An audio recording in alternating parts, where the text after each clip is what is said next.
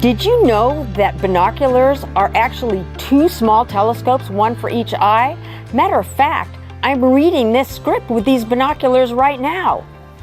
Here are some things to know about those little eyeball telescopes before buying a pair for yourself or as a gift for someone else. On every pair of binoculars, you will find two numbers separated by an X, like 8 by 25 or 10 by 42. So what do these numbers mean?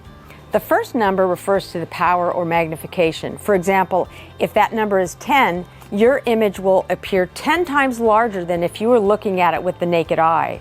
The second number is the aperture and is measured in millimeters.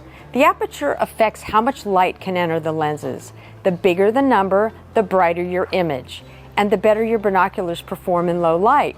So is bigger always better? Don't we all want the most power and the best light?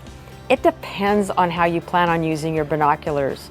More magnification does bring your subject in closer, but it also narrows your field of view. If you want to use your binoculars for viewing sports or bird watching, you'll want a wider field of view, which allows you to find and track your subjects more easily. For these activities, we recommend a power of 8 to 10. Also, with higher power binoculars, stabilization becomes necessary.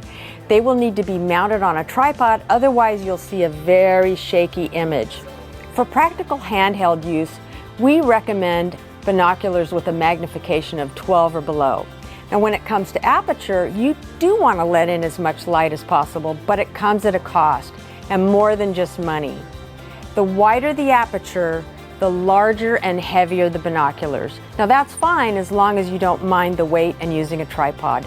An aperture of anything in the 20 to 50 millimeter range is great for handheld use.